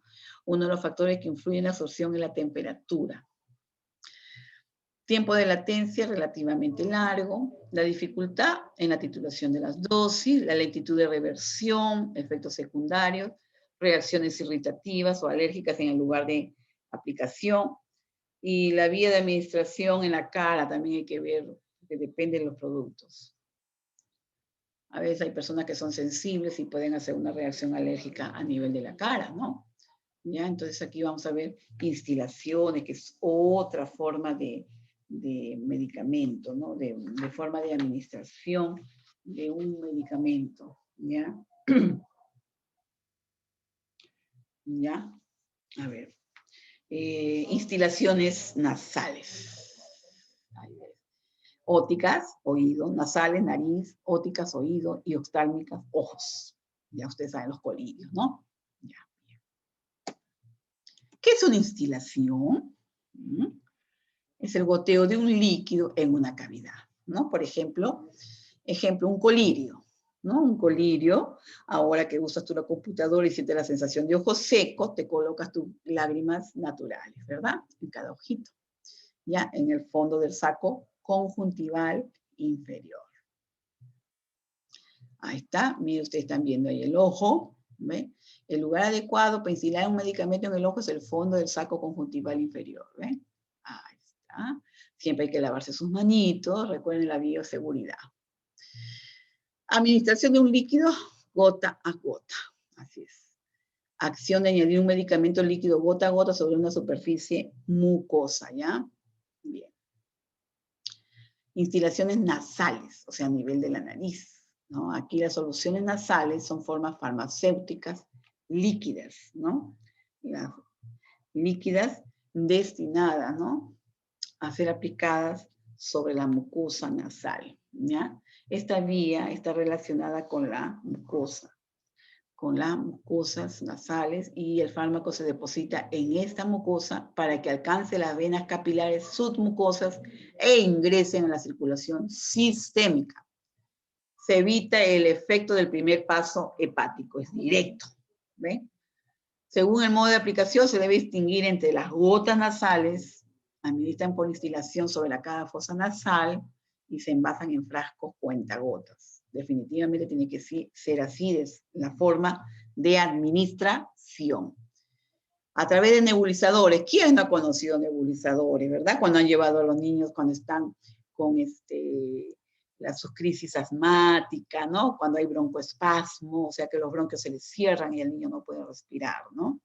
Se aplican presionando un recipiente plástico de paredes flexibles en cada fosa nasal. Ventajas asociadas, por ejemplo, que esa vía intranasal es una técnica no invasiva, permite la incorporación directa del fármaco al torrente circulatorio, porque también la zona del tracto nasal, epitelio nasal, es muy irrigado. Evita el tránsito por el tracto gastrointestinal inferior y el sistema porta. Excelente, es directo. Ahí a través de la vía nasal también tenemos una rápida instalación del efecto, ¿no? Que queremos. También tiene muy buena tolerancia, ¿no? Y bueno, ¿cómo se hace para aplicarlo? Tú tienes que preparar tu material antes de llevarlo a cabo. Cualquier técnica que tener preparar el material que se va a emplear. Y en esto consiste, por ejemplo, que tú tengas preparado el medicamento, que hayas visto que este medicamento no esté vencido, que esté con las fechas adecuadas, en las dosis que te están indicando. O sea, tú tienes que ver que sea el medicamento correcto. Bien. Tienes que tener tus guantecitos, tus pañuelitos desechables, ¿sí? También tienes que tener batea, le dicen en otros lugares. Generalmente aquí nosotros usamos las riñoneras, que son muy prácticas, ¿ya? Realización del procedimiento. Aquí lavarte tus manitos, como les decía, colocarte o calzarte tus guantecitos, explicar el procedimiento al paciente y pedirle su colaboración. Esto es muy importante, ¿no? Entonces, indíquele que se suene primero la naricita, que esté bien limpiecita, ayuda a colocar en la posición adecuada, que debe ser sentado, pero guardar un espacio detrás de la cabeza para que pueda inclinarla hacia atrás, porque eso te va a ayudar a que sea más práctica y fácil la administración del medicamento. Ya con el cuentagotas. Ahí tú vas a ver, indica al paciente que incline la cabeza ligeramente hacia atrás. Ahí utiliza el dedo pulgar de tu mano, presionando con suavidad sobre la punta de la nariz. Introduzca 1 centímetro del cuentagotas en el orificio nasal. Procure que el cuentagotas no entre en contacto con la nariz del paciente. Eso es muy importante, no chocar con la nariz del paciente, solamente que ingrese a la vía nada más. Dirija la punta del cuentagotas hacia el tabique nasal, conservando siempre un ángulo de 180 grados. Pídalo que respire por la boca. Con ello se evitarán los estornudos, que muchas veces puede estimular el estornudo, ¿no? Apriete la perita de la gomita del cuentagotas. Y si el paciente tose, pídele que se incorpore, compruebe durante unos minutos que no aparezcan problemas respiratorios. Repetir el otro procedimiento en el otro orificio nasal, ¿ya? Informar si el sabor es agradable, porque pasa muchas veces a la garganta, definitivamente, se comunica. Y para que se usa cloruro de sodio en la solución nasal, se preguntan, esto es muy interesante. Este medicamento se utiliza, por ejemplo, en la higiene y lavado de las fosas nasales en los adultos, cuando las condiciones fisiológicas lo requieren, ¿no? Porque en el caso de congestión nasal, irritación, ardor, obstrucciones, en resfríos, corizas o gripes, heridas nasales. En el caso de solución al 3 gramos, se utiliza como coadyuvante para aliviar la congestión producida por sinusitis, rinitis, alergias y goteo postnasal. Las gotas óticas, ¿no? Estas son gotitas que se aplican a nivel del oído, ¿no? Del oído, ¿ya? Óticas. Son preparados líquidos. Estos van a ser destinados para ser aplicados en el conducto auditivo externo, ¿ya? Su acción va a ejercer una acción local. Eso es lo que queremos. En la zona local, donde te duele, ¿no? El fácil acceso, por ejemplo, al oído, hace que muchos procesos otológicos, ¿no? Favorezcan, sean susceptibles, ¿no? De ser tratados tópicamente. Antes de aplicar las gotas óticas, por ejemplo, es imprescindible conocer el estado de la membrana timpánica del paciente, ¿ya? Cuando el médico otorrino va dejando sus gotitas, sus indicaciones, tu pregunta es muy importante, ¿ya? ¿Cómo está en la zona del conducto auditivo y la membrana timpánica del paciente, o sea, el tímpano? En caso de estar perforada el tímpano, la medicación pasaría al oído medio y se podrían producir siguientes consecuencias, ¿no? Por ejemplo, estimulación del sistema cócleo-vestibular, o sea, vendría a ser un problemita ahí, ¿ven? A la parte del oído medio. Ustedes están viendo esta parte de la anatomía, miren. Este es el oído externo, ¿no? Conducto auditivo externo. Aquí es donde se debe colocar las gotitas. Aquí está el tímpano, ¿ves? Aquí está el sistema semicircular, ¿no? Coclear. Y acá está el oído interno. Este es el oído medio, este oído externo, oído medio y oído interno, ¿ven? Y hay reagudización de un proceso óptico previo, o sea, aquí se puede agravar las consecuencias, ¿no? Ahí están viendo ustedes los tímpanos. Bien, aquí, por ejemplo, el objetivo de instilar esto, o sea, ¿qué objetivo tiene, no? Que tú, por ejemplo, el tratamiento local de la infección o inflamación a nivel del oído, alivio del dolor, porque eso es lo principal, ¿no? En otros casos de ablandamiento de tapones, hay pacientes que en el oído, en el conducto, se le forma cerilla, le llamamos, ¿no? Dicen tapones de cerumen o cerilla, que es una sustancia grasosa. Ellos ablandan ese taponcito para que salga, ¿no? Lo extraen. La preparación del material necesario. Antes de llevar a cualquier técnica hay que tener preparado todo tu material, siempre hay que mantener un orden y organización, sobre todo en tu actividad, ¿ya? En tu técnica. Siempre hay que explicarle al paciente lo que le vas a hacer. No vas a ir a lo mudo y de frente a actuar. No, siempre, señor, mire, vamos a colocar unas gotitas. Es una preparación física, o sea, hay que sentarlo, semisentarlo. Ustedes ya ven según sea el caso. Conversarle para que se distraiga un poco y colabore, ¿ya? Porque si no, no te va a colaborar. Por ejemplo, en el caso tienes que llevar, por ejemplo, tus medicamentos, tus guantecitos, tienes que llevar tus gasitas estériles, tu suerito fisiológico y un recipiente, que en este caso usamos la riñonera. Se llama riñonera porque tiene la forma de un riñón. ¿Cómo lo vas a hacer? Lávate tus manitos, eso es muy importante, como siempre les digo, la bioseguridad. Colocarse o enfundarse o calzarse los guantes, explique el procedimiento al paciente, solicite su colaboración, porque esto es muy importante. Ayúdelo a colocar en la posición adecuada para que tu trabajo sea más confortable y él también se sienta bien, ¿ya? limpia suavemente el pabellón auricular, ¿no? El conducto auditivo externo con una gasa impregnada en suero fisiológico. Es bueno limpiar la parte externa. Atempere el envase frotándolo con las manos o introduciéndolo en agua tibia durante unos minutos. Esto es muy importante. La medicación debe administrarse a la temperatura corporal, ya que de lo contrario actuaría como un estímulo térmico sobre laberintos del oído, ¿no?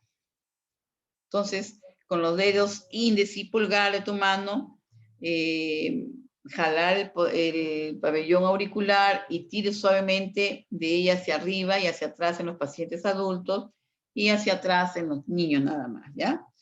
Hacia atrás y hacia abajo en los lactantes. O sea, es de acuerdo a la edad en los grupos, ¿no? ¿Cómo lo vas a aplicar? Con ello se consigue ensanchar el diámetro, dice, del meato del oído y alinear el conducto auditivo externo. Mientras tiras el pabellón, instila el meato el número de gotas prescrito, de tal manera que caigan sobre la pared lateral del conducto auditivo externo. No aplique gotas dentro del conducto, ya que según cuál sea el proceso de base, se puede producir dolor.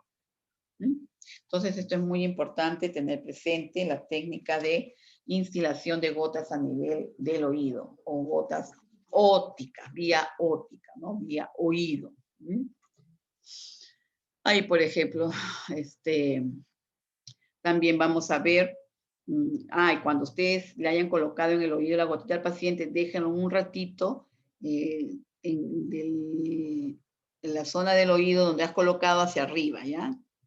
Y después ya colocan en el otro, según sea el caso, ¿no? Instilaciones oftálmicas, ¿no? O sea, aquí la administración de colirios, ¿no? En los ojos. Aquí, por ejemplo, los medicamentos que se aplican en el ojo, ¿no es cierto? Se busca una acción local, colirios, las lágrimas naturales, que tienen la función de lubricar la zona de la córnea, ¿no? La biodisponibilidad es baja, pero esta vía permite alcanzar concentraciones desde el principio activo, ¿no? Elevadas, ¿ya? Existe absorción a nivel de la córnea. Es muy importante que el envase no toque el ojo. Eso es muy importante porque no debemos contaminar durante la aplicación del fármaco para evitar contaminaciones, ¿no? Entonces ya recuerden, estas pueden ser soluciones, colirios o ciertas pomadas antibióticas, según sea el caso, ¿no? Pero, ¿qué es un colirio? Viene a ser una preparación farmacéutica líquida destinada a aplicarse directamente a los ojos. Y esta preparación farmacéutica es estéril, ¿ya? Y vamos a ver que también son básicamente medicamentos que tienen una actividad antiinfecciosa, ¿no? Antibacteriana, o sea que va a evitar infecciones a nivel del ojo, en los cuadros de conjuntivitis, por ejemplo, ¿no? Tiene una acción antiinflamatoria, bajar la inflamación, ¿no? En el caso de la conjuntivitis. Pero también para el tratamiento de enfermedades propias del ojo, como el glaucoma. En el caso del glaucoma, jovencito, recordemos que el glaucoma viene a ser una enfermedad que significa que el paciente está padeciendo de hipertensión intraocular. El médico oftalmólogo, que es el especialista de los ojos, él mide la presión intraocular en cada ojo del paciente y ve si están en los niveles normales, ¿ya? Ahí también ellos te indican unas gotitas que son para cada ojo. Hay unas gotitas para el ojo derecho o para el ojo izquierdo, según sea el problema que tenga el paciente. Eso lo da el especialista, ¿ya? Asimismo, se usa esta denominación para los preparados oftálmicos que únicamente tienen actividad lubricante o para las lágrimas artificiales que palian la sequedad ocular. Hoy día con esto de las computadoras se está padeciendo muchísimo de la sensación de ojo seco. Se ven niños que están terminando con los oftalmólogos en los consultorios de oftalmología y que la mamá tiene que estarle aplicando los colirios, ¿ya? Esto de la pantalla, recuerden, cuando ustedes trabajen con computadoras, tienen que recordar que cada cierto minuto tienen que estar abriendo y cerrando los ojitos para que se lubrique, porque el párpado favorece que la córnea se lubrique, ¿ya? No se olviden, ¿ah? Porque están ahí como hipnotizados y no parpadean, y eso es malísimo. La acción a través de la cual, por ejemplo, se administra un colirio también recibe el nombre de instilación. Debido a la delicadeza de la zona de aplicación, los colirios tienen que ser estériles, lógicamente, deben de observarse las siguientes precauciones, que es muy fácil su contaminación, por eso ustedes no deben permitir que la punta del colirio choque con el ojo, en ningún momento. Puede afectar al ojo cuando se administra, ¿no? No manipular los colirios siempre con tus manitos limpias, lavarse bien tus manos inmediatamente después, también de que aplicaste este medicamento, evitar el contacto de la punta del aplicador del colirio, tanto con los dedos como con el ojo del padre en el momento de la instilación, ¿ya? Una vez que tú finalizaste ese tratamiento, debes desechar todo tipo de colirio que quede, ¿no? O sea, cuando ya han pasado los días que ellos te dicen, ¿no? Una vez abiertos, presentan una duración limitada de 4 semanas que nunca debe sobrepasarse porque se contamina y eso más bien le va a venir a hacer mucho daño al paciente, ¿ya? Por lo que hay que estar especialmente atentos a usar dosis pequeñas o también llamadas monodosis. Así se le llama, monodosis o dosis muy pequeñas. Entonces aquí también tenemos que tener presente que no debe administrarse todo el contenido a la vez, sino que puede ser administrado durante un día entero, en ocasiones instalaciones, se puede desecharla, ¿no? Es en ciertos casos, ¿no? No utilizar más allá de un día, pues no lleva conservantes, ¿ya? Los colirios son para uso personal, recuerden eso. No deben compartirse con otras personas. Mantener el envase bien cerrado en un lugar fresco y seco hasta la siguiente aplicación, que se puede contaminar, ¿ya? Entonces eso hay que tener presente siempre. ¿Cómo se aplica? Ahí está. La efectividad de tu colirio puede verse reducida si no aplicas correctamente tus gotitas. Bien, una correcta instilación del colirio ayuda a reducir los efectos adversos, tanto locales como generales. Primer paso, una vez destapado el envase, sujétalo con tu mano más hábil, con el dedo índice, baje el párpado inferior, formar un espacio donde instilar la gotita. Segundo paso, posicione el envase sobre el ojo sin tocar a la altura del espacio, recién formado o saco conjuntival, y aprieta el frasquito hasta que caiga una gotita. Esto va a ayudar el procedimiento a inclinar la cabeza del paciente un poco hacia atrás y hacia el lado del ojo donde se aplicará la gota. Es buscar tu comodidad y la comodidad del paciente para hacer una correcta técnica de aplicación, ¿ya? Entonces, tercer paso, después de aplicar la gota, mantener el párpado cerrado durante 1 o 2 minutos antes de parpadear con el fin de dar más tiempo para que penetre el medicamento. En el cuarto paso, para disminuir la posibilidad de efectos adversos sistémicos, es decir, fuera del ojo, en el resto del organismo, ¿no? Al mismo tiempo que cierra, por ejemplo, te cierra el párpado tras la instilación, aplicas una suave presión con el dedo índice sobre el conducto lacrimal, ¿no? Que se ubica en la base de la nariz y ojo. Utiliza un pañuelito descartable para secar inmediatamente el exceso de gota y evitar que se contacte con la piel de los párpados, ¿ya? Ahí está la técnica que le he puesto ahí, cómo se instalan, están los pasos para que ustedes los visualicen. ¿Ya? Paso 1, 2, 3, 4. Ahí está la información en la plataforma, ¿ya? Otras recomendaciones es que una gota de colirio posee un volumen de 25 a 50 microlitros, dependiendo del párpado, del volumen que puede retener el ojo en 10 microlitros. La administración de una gota a la vez es inútil. No mejora la eficacia del colirio, en cambio puede aumentar los efectos adversos, ¿ya? Entonces hay que tener cuidado, chicos. Una instilación por error de 2 gotas en lugar de una no implica que deba anular o postergar la siguiente aplicación. Mantenga la pauta de administración con mucho cuidado. Si no está seguro si la gota entró o no, instile otra. Es importante asegurarse que la gota entre en contacto con el ojo, porque justamente de eso se trata, ¿no? Que cumpla su función. La gota de colirio en el ojo necesita un tiempo de 5 minutos para absorberse. Recuerden eso, que la gota de colirio necesita 5 minutos para absorberse a través de las mucosas, ¿no? Del ojo, ¿no? De las conjuntivas. Ahora, si se tiene que aplicar un segundo colirio, esperar ese tiempo para evitar el efecto de lavado, ¿no? O sea, que se absorba primero del primer colirio y después se puede absorber y actuar, ¿ven? O sea, hay un tiempito prudencial que se absorba primero y después aplicar, ¿no? Algunos colirios se presentan en forma de suspensión. En estos casos es fundamental agitar el colirio antes de su instilación, ¿ya? Esto favorece la distribución uniforme del principio activo, mejorando la penetración y efecto en los tejidos del ojo, ¿ya? Esto es muy importante, ¿ya? Aquí, por ejemplo, en el caso de emplear pomaditas, ¿ya? Oftálmica, se procederá del mismo modo, ¿ya? Se procederá del mismo modo que con los colirios, de manera que se quede aplicada sobre el fondo del saco conjuntival una cantidad equivalente a un grano de arroz. Ahí están, miren, por ejemplo, cuando se trata de pomaditas, ¿no es cierto? Una cantidad equivalente a un grano de arroz, ¿ya? Para desprender el filamento de pomada se debe rotar el tubito, a continuación se debe cerrar los párpados, aplicar sobre un ligero masajito para que se absorba, ¿no? Y cumpla su función.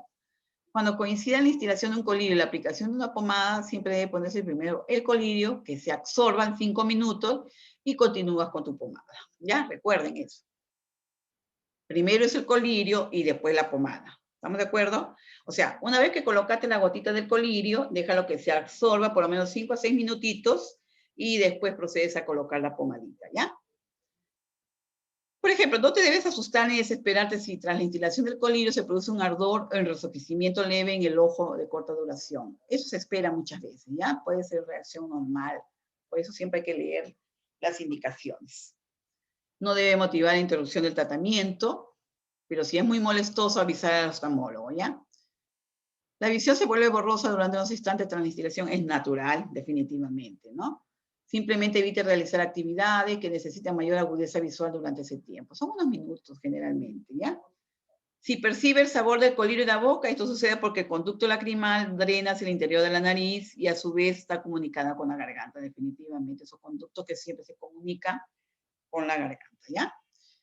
No utilices las lentes, para aquellas personas que utilizan lentes de contacto, por ejemplo, si no tienen la certeza de que no se alterarán tras la instalación del colirio, eso hay que averiguar bien, porque los lentes de contacto tienen una composición muy especial. Hay unos blandos, hay otros duros, etcétera, etcétera. Por eso hay que ver que el químico que te están colocando en el ojo no haya reacción con el lente de contacto. Porque muchas veces esto es debido a que los principios activos y excipientes de los colirios se pueden acumular en las lentes y deteriorarlas, ¿ya? Eso es muy importante, hay que cerciorarse con el farmacéutico, ¿no? Y con el prospecto que viene dentro de cada medicamento, ¿ya? Sus acciones, sus reacciones, todo esto, ¿ya? Bien, aquí también tenemos otra vía que habíamos quedado, ¿no? Que es la vía vaginal, la vía rectal, que son también vías de administraciones no parenterales, que es muy importante tenerlas presentes, ¿no? Aquí el medicamento se absorbe en la mucosa rectal, ¿ya? Recuerden. Entonces, las vías que hemos conversado hace un momento, ¿no? La vía oral, la sublingual, la dérmica, la tópica, ótica, instilaciones nasales, instilaciones oftálmicas, etcétera, etcétera, etcétera. Todos estos tienen una técnica muy especial, pero en todas siempre hay que aplicar la bioseguridad, ¿ya? Y tener presente las indicaciones del médico especialista, ¿ya? Cuando es del oído es el otorrinolaringólogo, ¿no? Nariz, oído, nariz y garganta es el otorrinolaringólogo. Cuando es ojos es el médico oftalmólogo, ¿verdad? Bien. La ventaja de esta vía, vamos a hablar ahora de otras vías que son importantísimas, que aprendamos nosotros siempre a manejar, conocer todo de ellas. ¿Por qué? Porque nosotros durante nuestro trabajo las vamos a utilizar según los cuadros o patologías que tengan sus pacientes. En ellas tenemos, por ejemplo, la vía rectal y la vía vaginal, ¿ya? Entonces, ustedes deben entender que los medicamentos, con la indicación médica, ustedes tienen que tener presente las dosis, todo, el medicamento correcto, la hora correcta, el paciente correcto, la vía, la dosis, la administración. Esto de aquí tienen que tenerlo presente siempre, ¿ya? Porque según la zona donde se va a instilar, donde se va a colocar o administrar un medicamento, va de acuerdo también a la zona a donde tú la vas a colocar. La presentación, la forma que tenga es también de acuerdo a eso, ¿ya? Por ejemplo, vía rectal, que el fármaco se absorbe en la mucosa del recto. Hablemos de otra zona. Recuerden anatomía. El recto viene a ser la parte final, ¿no? Recto y ano vienen a ser la parte final del tracto digestivo, ¿no? Intestinal, digamos, ¿no? Entonces, en esta zona también es muy rica en irrigación sanguínea, entonces a través de ella también se administran ciertos medicamentos para cierto tipo de patologías, ¿ya? Entonces, ¿qué ventajas tiene esta vía rectal? Que también suprime el primer paso hepático. ¿Por qué? Porque lo estás administrando en la zona que se necesita. Evita las sustancias irritantes y el mal sabor por la vía oral y problemas de deglución. Las formas líquidas se van a absorber mejor que las sólidas, definitivamente, ¿no? Por ejemplo, desventajas, que tiene gran variabilidad individual, ¿ya? Hay rechazo muchas veces por parte del paciente, lógico, porque muchas veces por la zona anatómica se sienten muy incómodos, intranquilos, ¿no? Por eso cuando hagamos esta técnica hay que brindarle privacidad al paciente y comodidad, ¿ya? Y el inicio es lento del efecto, pérdida de sustancia por defecación, depende porque a veces también estimula la defecación. Pero también existen muchos ejemplos de medicamentos que se pueden administrar, por ejemplo, a través de supositorios, ¿no? Analgésicos opioides y no opioides, antitérmicos, antieméticos. A ver, opioides y no opioides, significa que son derivados del opio, ¿no? O sea, de la morfina, depende para el dolor, algún problema que tenga tu paciente. Antitérmicos, que sea para bajar las fiebres, ¿no? Antieméticos, o sea, que son medicamentos que evitan el vómito, la náusea. Y los laxantes, que lógicamente ayudan a los pacientes que padecen de estreñimiento, que tienen problemas de estreñimiento, ¿no? O sea, que no pueden defecar adecuadamente, ¿ya? Otra forma es también se colocan supositorios y enemas. Aquí, por ejemplo, ¿qué es un supositorio? Viene a ser la preparación medicamentosa, tiene una forma cónica u ovoidea, alargada, de consistencia sólida, capaz de fundirse a la temperatura fisiológica del recto. Recuerden que la zona del recto tiene de temperatura 37,7 de temperatura, ¿no? Es capaz de solubilizarse en los líquidos orgánicos, o sea, se absorbe a través de la irrigación de la zona del recto, ¿ve? Ahí están también los supositorios, ¿ve? Hay de glicerina y todas las diferentes composiciones químicas, ¿no? Forma típica, por lo general, son alargados, con extremo romo, y el otro extremo se estrecha gradualmente como la forma de un torpedo, como lo están viendo ustedes, ahí lo están visualizando. Se administra para ejercer una acción local, acción sistémica, por absorción o circulación general, ¿no? Entonces recuerden eso siempre, que se administra para una acción local, astringente, ¿no? Para su acción sistémica, ahí está. Se formula para, por ejemplo, en la circulación en general, ¿no? Se elaboran, por ejemplo, en algunas farmacopeas, el término supositorio, ¿no? A ver, un ratito.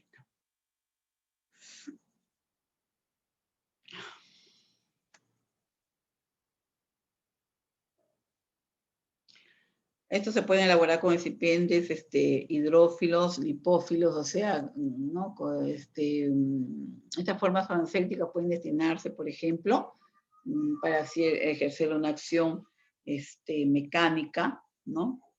En algunas farmacopeas, el término supositorio se hace extensivo, por ejemplo, a la forma de aplicación vaginal u uretral, pero son casos muy, depende del problema que tenga el paciente, ¿no? Estas formas farmacéuticas pueden destinarse a tres objetivos bien diferenciados. Acción mecánica, para provocar evacuación en el caso de pacientes con estreñimiento, ¿no?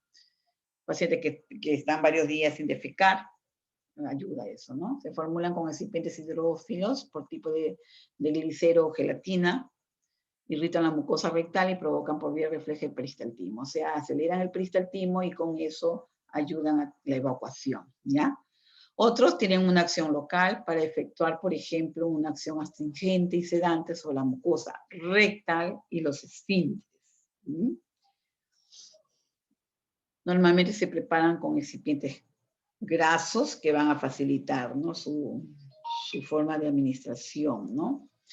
Deben proveer una sección muy lenta del principio activo para retardar su posible absorción, ya que no desean efectos sistémicos. Es local. Acción sistémica o general. Aquí se formulan para favorecer la absorción del principio activo y su paso a la circulación general. ¿Se dan cuenta? Bien, aquí vamos a ver el excipiente hidrófilo, ¿no? Agua, ¿no? Que jala agua. Excipiente hidrófilo, que jala agua. A ver, por ejemplo, una persona no puede defecar. Es una persona que padece estreñimiento y eso es muy molestoso. Entonces, ¿qué pasa? Las heces, a lo que van pasando los días y la persona no consume líquidos y fibra en la dieta, se va a estreñir más. Las heces se van a secar más. Llega un cuadro de impactación de las heces que esto se va complicando. Entonces, hay medicamentos tipo para administración por el recto, ¿no? Con excipientes hidrófilos, así se llama, que va a favorecer, ¿no? La absorción del principio activo y que pase a la circulación general. En el caso de los hidrófilos va a ayudar a jalar agua, ¿no? Entonces, estos de aquí van a ayudar a que humedezcan las heces, que es lo que queremos, para que sean fácilmente, que facilite la evacuación, ¿no? ¿Ya? Entonces, esto es muy importante, ¿ve? Para que facilite la liberación lo más rápida y completa del fármaco. Esta vía rectal es especialmente útil en las siguientes situaciones. Por ejemplo, paciente incapaz de ingerir la medicación por vía oral, ¿ya? Medicamentos que son destruidos por el jugo gástrico o por las enzimas digestivas. Medicamentos que irritan la mucosa gástrica. Medicamentos que por su sabor o su olor son intolerables por la vía oral. El principal inconveniente en la vía rectal reside en la absorción del medicamento. A veces es errática, es menos fiable. Ahí está. Y a veces es nula, ¿ya? Entonces, esos son principios, ¿no? Que nosotros debemos tener presente cuando vamos a administrar un medicamento por esta vía, ¿ya? Recuerden, la vía rectal es una vía también muy importante.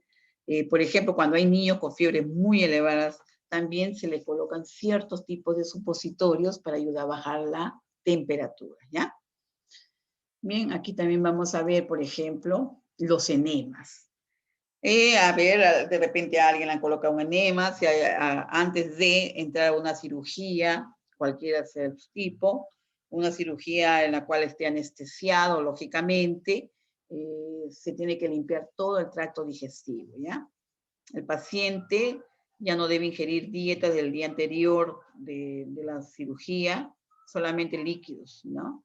Entonces eso va a facilitar. Los enemas evacuantes, que así se llama, son para limpiar, ¿no? Destinadas a administración por la vía rectal. Ahí está, ahí lo están viendo ustedes. Estas pueden ser soluciones, ¿ya? ¿Ya? Soluciones, suspensiones, emulsiones, ¿ven? Aquí los enemas pueden ser de efecto local, ¿ya? Enemas de efecto local, por ejemplo. ¿Ya? Ahí está. Enemas, los de efecto local se destinan a la evacuación del intestino, ¿ya? Los terapéuticos, ya los terapéuticos, contienen fármacos para ejercer su acción local en el colon o una acción general, ¿ya? Por ejemplo, también hay los enemas de contraste, ¿no? Hay enema de contraste, por ejemplo, ¿ya? De contraste, que contienen sustancias radiopacas para facilitar las exploraciones radiológicas. O sea, estos son solamente para ciertos tipos de examen, ¿no? Del tracto digestivo bajo, ¿no? De la zona intestinal, del colon, por ejemplo, ¿no? Ya ven, ahí ustedes están observando en esta imagen cómo es la colocación de este enema evacuante. Ojo, escuchen por favor. Cuando se coloca este tipo de enemas, hay que leer bien las indicaciones, ¿ya? Escúchenme. Porque muchas veces estos enemas que están viendo ustedes acá son sustancias que son, ¿no? Hipertónicas. ¿Qué significa hipertónico? O sea que tiene mucha concentración de sal. Y si es un paciente hipertenso, no le va a caer muy bien, ¿me entienden? Entonces hay que tener mucho cuidado qué tipo de paciente, pero siempre hay que comunicar esto con el médico. Han habido casos que al paciente se le colocó esto y no se sabía bien, no se había investigado bien su cuadro del paciente.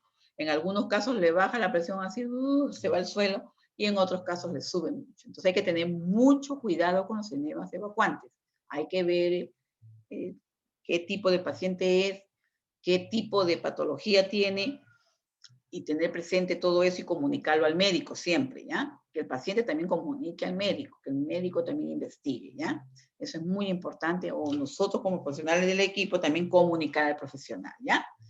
Y también hay una técnica que tú tienes que preparar tu material para aplicar, en el caso, por ejemplo, de los supositorios, ¿no? Preparar tu material necesario, por ejemplo, ahí tú vas a, tus guantecitos. No es necesario que sean estériles, ¿ya? Pueden ser los de procedimiento, nomás se les llaman así, no estériles, ¿ya? El supositorio, definitivamente, un lubricante que debe ser compatible con el medicamento, gasitas, es muy importante, o papel higiénico, o papel sanitario, una sabanita, ¿no? O un campito para no ensuciar la cama, ¿ya? Es muy importante también. Y con respecto a la preparación de este material, el supositorio en sí, tener en cuenta los siguientes aspectos. Un supositorio blando, por ejemplo, ¿ya? Se adhiere al envoltorio, ¿ya? El supositorio se adhiere al envoltorio y es más difícil de introducir en el ano. Entonces, para aumentar la consistencia del medicamento, colocarlo unos minutos en la refrigeradora. Esto es bien importante. Mire, por ejemplo, hay supositorios que con el calor de tu mano se van ablandando muy fácilmente y cuando tú lo quieres administrar, oh, no, ya no, casi todo se ha diluido. Entonces, lo ideal es que esté durito. Entonces, ustedes lo colocan en la refrigeradora unos minutitos, se endurece el material, lo abres con cuidado y lo colocas al paciente, ¿ya? En caso de que haya que administrar medio supositorio, se repartirá siempre en sentido longitudinal, a lo largo. Los supositorios tienen una forma cónica o ovoidea, alargada, y si se partieran transversalmente no estarían introduciendo el 50% de la dosis, lógico, a lo largo, ¿no? El procedimiento de administración de supositorios, por ejemplo, primeramente, informarle al paciente y a la familia, proporcionar privacidad al enfermo, lavarte tus manitos, ponerte tus guantecitos, calzarte tus guantes de acuerdo a tu medida, colocar al paciente en posición SIMS, ¿ya? O sea, de costado, ¿no? SIMS izquierdo, ¿ya? En posición SIMS izquierdo con la pierna derecha flexionada por encima de la izquierda, siempre que sea posible. Cubrir con la sábana de manera que solo queden expuestas las nalgas del paciente. Separar la nalga del paciente con una mano exponiendo el ano. Pedir al paciente que realice una inspiración lenta y profunda para relajar el esfínter anal, que se relaje. Introducir el supositorio en el recto con rapidez, pero sin brusquedad. Dirigirlo a través de la pared rectal en dirección del ombligo en caso de administración supositorio. Sobrepasar el esfínter anal interno. Ya tienen que meterlo bien, bien. Suspender el procedimiento si se advierte alguna resistencia, no forzar, porque de repente puede haber un hemorroide, puede haber un tumorcillo o algo en el caminito, hay que tener, nunca forzar, ¿ya? Siempre que sea suave, ¿ya? Mantener apretadas las nalgas del paciente hasta que ceda el tenesmo. El tenesmo viene a ser como un pequeño dolorcillo, ¿no? Rectal para evitar la expulsión del fármaco, o sea, la necesidad de que el paciente tenga la necesidad de pujar, ¿no? Evitar que el paciente en posición de cúbito supino, ¿ya? Colocar la cuña, o sea, cuña se le llama lo que nosotros le llamamos acá, pues la chata, ¿no? Para que el paciente defeque, ¿no? Luego de que hagas tú esto, el paciente lo lavas, lo dejas cómodo, y tú también te lavas tus manos. Primero eliminas los guantes, te lavas tu manito, ¿no? Registras todo en la historia clínica del procedimiento y extremar precauciones en el caso de pacientes que tengan hemorroides. Ya eso hay que tener que hacerlo con mucha delicadeza. Recuerden que las hemorroides vienen a ser dilataciones, son como unas venas varicosas, así como las varices que salen en las piernas, igualito sale en la zona del rectolano, ¿ya? Hay unas hemorroides internas y hay unas hemorroides externas, ¿ya? Ambas son peligrositas, ¿ya? Son muy peligrosas. Hay que tener mucho cuidado cuando se trabaja con pacientes que tienen este problema, ¿ya? Entonces hay que hacerlo con mucha delicadeza, nunca forzar, ni hacer fuerzas, ni nada, ¿ya? Porque pueden lastimar o pueden producir una hemorragia en el paciente, ¿ya? Hay que tener mucho cuidado, ¿sí? ¿Qué observaciones? Después de que insertaste este fármaco, ¿no? No impacta en la masa fecal, pues no se absorberá correctamente, tiene que ser en las paredes, ¿no? Del intestino, del colon. Lograr la cooperación del paciente para intentar que retenga el fármaco, que no lo elimine pujándolo, o sea, no estimularle el reflejo de pujar, ¿ya? Porque si no se va a eliminar y no va a cumplir su función en el supositorio. Comprobar que la temperatura de la solución en el caso de un enema, ¿no? Sea la correcta, 43 grados Celsius, ¿ya? En el caso de un enema evacuante, ¿no? Un enema evacuante se llama cuando tú vas a limpiar todo el colon, ¿no? Esta puede ser con agua jabonosa, con agua con glicerina, etcétera, etcétera. Educar al paciente y familia respecto a la administración de esta medicación y en previsión de alta hospitalaria. Todo eso hay que siempre, y antes, recuerden siempre, antes de, ¿no? De administrar, asegurarse la regla de los 5 correctos. Bien.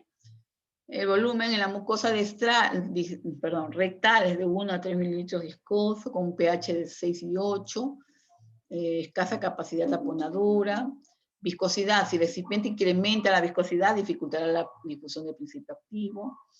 Superficie de la mucosa rectal disponible para la absorción. 3/4 de tiempo de retención de forma farmacéutica. Proporciona un tiempo de retención que irritan la mucosa rectal, ¿ya? O estimulan muchas veces la expulsión temprana de la forma farmacéutica. Hay que tener mucho cuidado, ¿ya?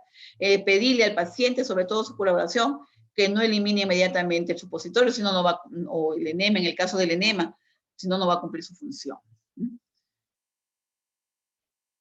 A ver, los aspectos físico-químicos, por ejemplo, del fármaco de elección, ¿no? Y su excipiente, ¿no? La composición que tiene. Solubilidad. Cuanto mayor sea la solubilidad, más fácil y rápida es la sesión. O sea, considerar el pequeño volumen en el que se debe disolver este producto. Si el fármaco se haya disuelto, su velocidad de absorción dependerá en gran medida de la lipofilia, o sea, la presencia de lípidos en su composición química. Tamaño de la partícula. Si el fármaco se incorpora como suspensión, esto condiciona la velocidad de la disolución. ¿Ven? La concentración del fármaco en la absorción rectal puede ser incompleta. Esta forma se sobreexplica respecto a las orales también, ¿no? La influencia del pH, sí, se puede utilizar tampones para modificar el pH y favorecer la disolución, ¿ya? Entonces esto es muy importante. El tipo de excipiente. La base de supositorios debe tener en medida de lo posible escasa afinidad con el fármaco para favorecer la sección del principio activo. A ver, ¿qué hacemos para un supositorio? Te dicen, tienes que colocar este supositorio al paciente porque está estreñido, ¿ya? Entonces, el estreñimiento es un síntoma común que se manifiesta en las personas de todas las edades en algún momento de la vida, ¿ya? Es por la mala alimentación, muchas veces no incluye fibra en la dieta, no hay frutas, verduras, no me gusta la verdura, no me gusta la fruta, dicen los niños o las niñas, entonces estamos mal. siempre los padres debemos acostumbrar a que nuestros hijos aprendan a comer adecuadamente para evitar este tipo de problemas que son muy molestosos. A que tomen abundante agüita, de tal manera que evitamos de esa manera el estreñimiento, ¿ya? Ahora, ¿quién debe usar supositorios para estreñimiento, no?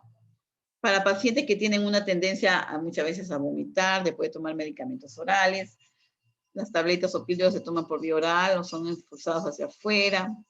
Los supositorios se recomiendan a menudo por su facilidad de administración, ¿no? Lo de glicerina, los médicos lo recetan mucho por los lactantes, ¿no? Para los niños pequeños, ellos de fácil administración, ¿no? Entonces esto, o también en las señoras cuando tienen durante el embarazo, el estreñimiento durante el embarazo, ¿no?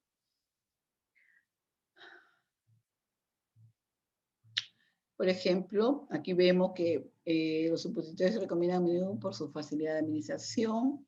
Aquí cómo usarlo, ¿no? Las mejores supositorios para estreñimiento contienen glicerina. Estos dos ingredientes y bisacódilo. Estos se conocen como laxantes estimulantes que funcionan mediante la contracción de las paredes intestinales, facilitando el peristaltismo. Entonces, el error más común que se observa en la inserción es con el lado equivocado. Muchas veces, teniendo en cuenta la forma, la mayoría de gente introduce el extremo de la punta, lo cual no es correcto. La forma ideal para el uso de cualquier tipo de supositorio rectal es insertar el extremo romo primero, mientras está acostado sobre el lado izquierdo y mantener la rodilla izquierda en la posición ligeramente curva, ¿ya? El uso de un guante limpio durante la inserción es sugerido por los médicos para mantener siempre la higiene personal. ¿Ya? Eso es muy importante. Una vez que ya lo colocaste, el paciente debe tratar de contener el supositorio, o en el caso de una enema evacuante, bueno, en el caso del supositorio, unos minutos, ¿no? Para que cumpla la función que queremos que cumpla ahí, ¿no? O sea, aliviar los problemas del estreñimiento para que el paciente pueda defecar adecuadamente, ¿ya? Bien, tenemos otra vía vaginal. La vía vaginal es otra vía muy importante también. Es la introducción de un medicamento sólido o cremoso dentro del canal vaginal. Pueden ser óvulos, tabletas, cremas, ¿no? Estas se utilizan habitualmente para la administración de algunos fármacos de acción local, ¿ya? Entonces, la vía vaginal, como qué, por ejemplo, ¿no? Antibióticos, antimicóticos. Antibióticos, ustedes ya saben lo que son antibióticos, ¿no? Son fármacos que son bactericidas, son, antibacterianos para controlar infecciones, los antimicóticos para controlar la presencia de hongos en esa vía. También hay otros que se utilizan como inductores de trabajo de parto, en el caso de las señoras parturientas, embarazadas, espermicidas, ¿no? Para, como prevención, ¿no? Para no quedar embarazadas, ¿ya? Prostaglandinas, que son hormonas, esteroides también. Y respecto a la administración de esteroides, esta vía ofrece menos efectos sistémicos que la vía oral. Evita el metabolismo del primer paso hepático. La administración local de hormonas, esteroides, es muy eficaz para el tratamiento de los síntomas vaginales que aparecen en la menopausia. O sea, cuando la mujer deja de menstruar, ya no se producen estrógenos. Entonces, todo eso trae muchos cambios a nivel de la pared vaginal de la mujer. Entonces, no va a incrementar también el riesgo de enfermedades cardiovasculares o de patología mamaria, ¿ya? Hay que tener mucho cuidado con las señoras menopáusicas, o sea, mujeres que ya no menstruan, ¿ya? La vía vaginal permite el empleo de hormonas naturales en lugares sintéticas debido a la baja actividad metabólica que presentan las células de la pared de la vagina. También vemos que ofrece varias ventajas para la administración de hormonas sexuales, el tratamiento local en la vagina, acción dirigida especialmente al útero y su absorción, se ayuda muchísimo en todo esto, ¿no?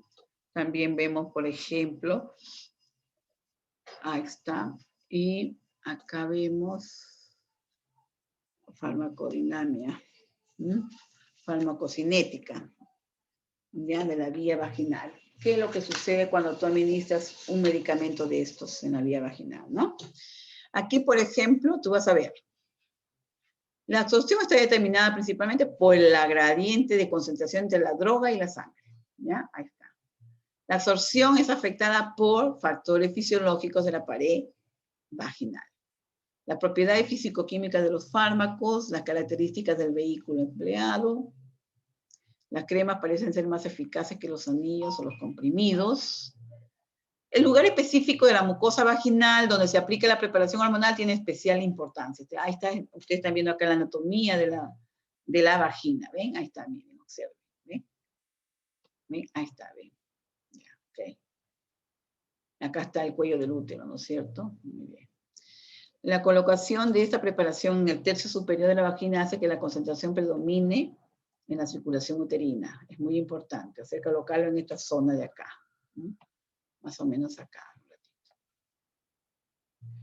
Ahí donde está. Aquí, en esta zona, ¿ya? En el tercio. ¿Ve? Estas concentraciones de hormonas se alcanzan en los vasos pelvianos, hecho que reduce el impacto de la medicación sobre el endometrio.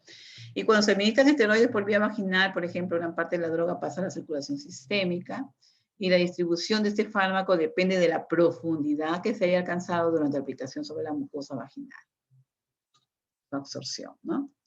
En general, las preparaciones de aplicación vaginal están diseñadas en forma de cremas, ungüentos, comprimidos, cápsulas, gels. Ahí está. Actualmente se han elaborado materiales bioactivos que permiten una liberación más prolongada, más sostenida de la medicación luego de ser aplicada. Qué bueno, van mejorando las cosas, ¿no? La ventaja de estos materiales es que ofrecen una liberación de la droga más predecible y por mayor tiempo, ¿ya? Aquí se ha creado un dispositivo de aplicación vaginal con forma de anillo que permite la liberación sostenida de las drogas como los estrógenos y progestágenos usados en anticoncepción o en el tratamiento de síntomas postmenopáusicos. Estos dispositivos se colocan y se extraen de la vagina con mucho cuidado, ¿ya? Objetivos: desinfectar, descongestionar la mucosa vaginal.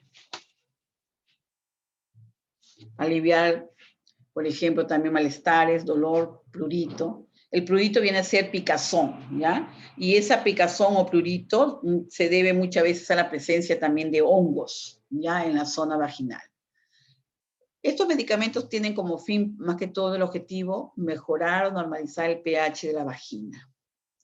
Y al mejorar el pH de la vagina, no va a haber infecciones, no va a haber nada. O sea, mientras se mantenga normal el pH, no va a haber problema.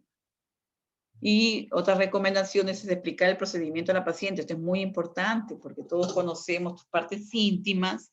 Es algo muy, como les digo, incómodo. Y muchas mujeres muy pudorosas no les gusta, ¿no? Que les vean o que, bueno, entonces hay que tener mucho cuidado y explicar bien el procedimiento a la paciente, evitar la aplicación durante el periodo menstrual, eso es definitivo, ¿no? Entonces, realizar un baño externo a la paciente antes de aplicar el medicamento, tener cuidado al aplicarlo, si la paciente tiene protector higiénico, etcétera, etcétera, etcétera. Entonces, nosotros tenemos que tener presente todos esos puntos de los cuales hemos conversado, ¿no? Entonces,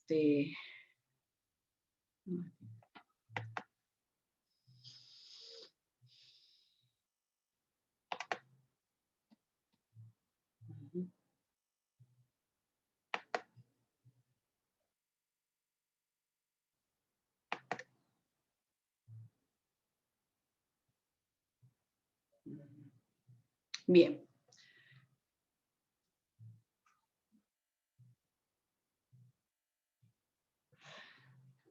Bien, chicos. Entonces, estas vías de administración de los medicamentos, no todas las que hemos conversado, debemos tenerlas. Y yo les he dejado ahí una información para que ustedes vayan leyéndolas, ¿no? Que las lean, por favor, analícenlas, porque es de mucha importancia para ustedes, ¿no? Porque estos datos nosotros lo vamos a aplicar toda, o sea, tú en toda tu vida profesional, ¿ya? No lo olviden, esto tienen que tenerlo ustedes presente, ¿ya? Bien, entonces, no olviden estos datos.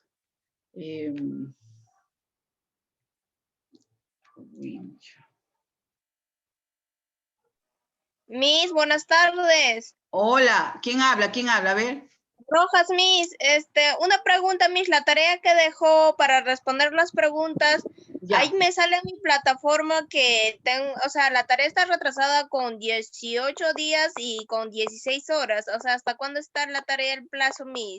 ¿De qué me estás hablando, hijito? ¿De qué tarea? ¿La de hoy? Sí, Miss, sí, la de hoy. ¿Hoy? No te puedo creer. ¿La número 6 has abierto? Sí, Miss, ya la abrí. Ya, voy a verificar bien esa hijita, ¿ya?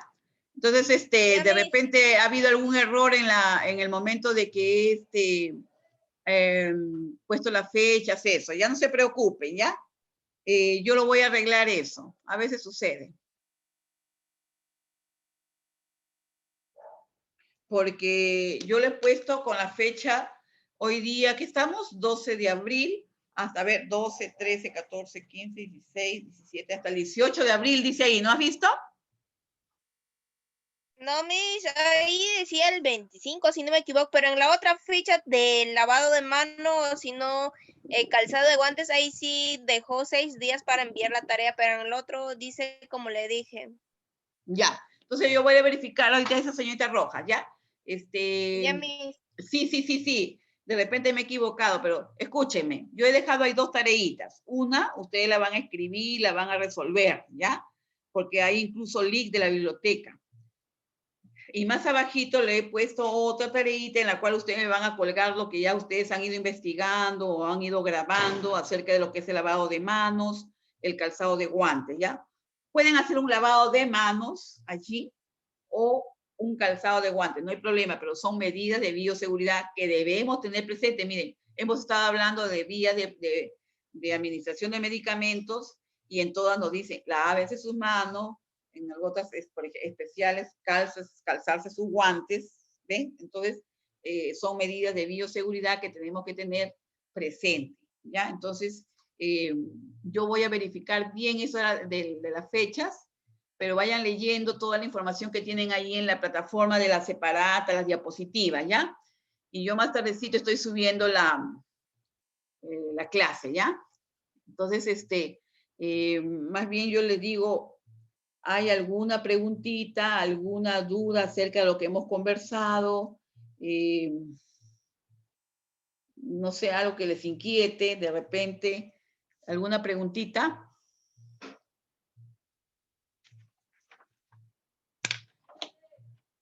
Están viniendo pocos, chicos, ¿ah? ¿Qué pasa, jovencitos? A ver, díganme. Ya, eso de ahí, señorita, lo vamos a solucionar. Ya de repente ha habido un error de fechas, algo, pero no se preocupe. Y yo las estoy abriendo desde el día de hoy hasta el domingo 18, ¿ya? A ver, 12, 13, 14, 15, 16, 7, sábado, domingo 18, ¿ya? Hasta el domingo 18, yo le estoy dejando la tareita. Escúchenme. Yo ya no voy a estar abriendo tareas, ni cerrando tareas, ni nada, ¿ya? Porque me hicieron abrir tareas, una o dos, no me mandaron y los demás no mandaron. Bueno, y es un problema de ustedes, porque el profesor no puede estar tampoco a ustedes detrás de ustedes. Jovencito, ¿ya mandó su tarea? No, señores, no es, yo creo, deber de cada estudiante el interés y el deseo de hacer las cosas bien, de mandar sus tareas a tiempo, ¿ven? Entonces, comprométase un poquito más, ¿no? Es su futuro, es el futuro de ustedes, es su carrera profesional que está de por medio. Entonces, tómenle más deseo de aprender las cosas, hacerlas bien, ¿ya? Yo quiero ver eso en ustedes, porque lo que estoy captando aquí en este grupo, no sé, bueno, no digo todos, porque también hay jóvenes que se han preocupado, pero la verdad que sí veo notas muy bajas. Muy bajas. Nunca había visto notas tan bajas. Siempre he tenido chicos que siempre han respondido muy bien, pero en esta vez estoy viendo notas muy bajas y la verdad me preocupa, ¿ya? Si solamente, mira, los exámenes, todo lo que hacemos nosotros, es de acuerdo a nuestras clases. O sea, no hay nada nuevo ni nada extraño que pueda hacer que yo no entienda, no pueda responderlo, ¿ven? Entonces, yo creo que no sé qué está pasando, pues yo quisiera saber, ¿no? Si tienen alguna inquietud o algo que yo no sé, pues háganmelo saber, porque yo no soy adivina, jovencito, ustedes tienen que comunicar.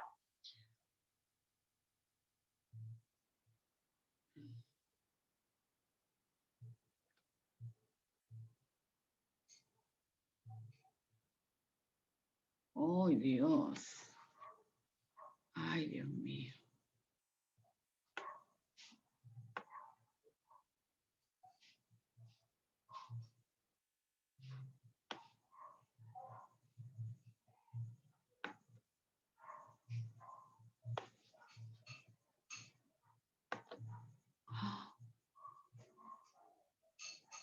¡Oh, Dios! Bueno, jóvenes. A ver, entonces yo voy a preguntar, ¿ya? Me responden por el chat, ¿ya? A ver, ¿qué es la vía oral? Rapidito, porque ya tienen que irse luego a otra clase, creo. O ya tienen su clase, creo, ¿no? ¿A las 6 o a qué hora? Sí, licenciada, a las 6 tenemos clases. Ya, entonces escúchenme, chicos. Entren a su plataforma, lean sus separatas. Ahora voy a colgar la clase de hoy y ustedes van a responder las tareitas que están ahí. Voy a ver bien las fechas, porque las fechas es desde hoy día hasta el domingo. ¿Estamos de acuerdo? Para que suban sus videitos, sus diapositivas o lo que hayan hecho. Pero yo quiero verlo en la parte de abajo. En la de encima son un cuestionario que le estoy dejando de conocimiento del tema, ¿ya? Yo les agradezco mucho su atención y vayan rápido, jóvenes, ya, cuídense. Cuídense. Bye, bye.